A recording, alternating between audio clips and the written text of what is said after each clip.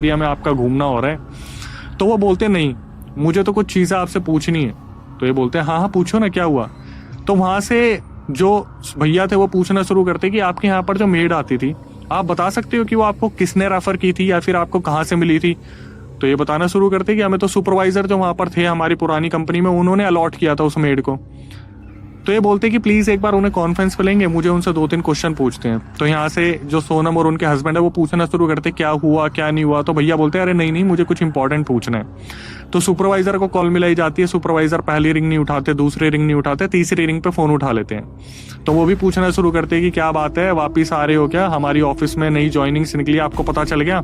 तो ये बोलते नहीं नहीं भैया ऐसा नहीं है, जो हमारे साथ भैया कनेक्टेड है, जो आपके एरिया में रहा करते थे, किसी दूसरी फैक्ट्री में काम करते थे, वो आपसे बात करना चाहते हैं।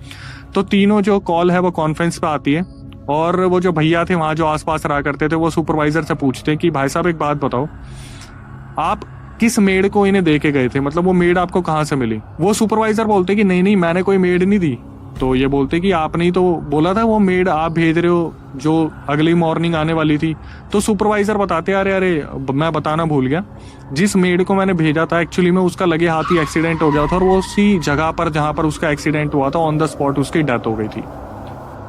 अब इनके हाथ में चाय थी और कप इनके हाथ में कांपना शुरू हो गया। और एक सस्पेंस सबसे बड़ा, तो वो औरत थी कौन।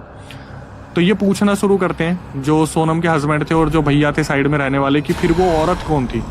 तो सुपरवाइजर बोलते हैं कौन औरत, मैंने जब किसी को भेजा ही नहीं तो वहां पे औरत कौन आई होगी। सुपरवाइजर बोले इन्होंने बोल दिया था कि हमें एक मेड मिल गई है, मैंने भी ध्यान नहीं दिया। तो उनको लग रहा था जो सोनम के हस्बैंड थे और सोनम की सुपरवाइजर ने भेजा होगा, सुपरवाइजर को लगा इन्होंने आसपास से कहीं से अरेंज कर ली होगी। अब जो साइड वाले भैया थे वो बताना शुरू करते हैं सोनम और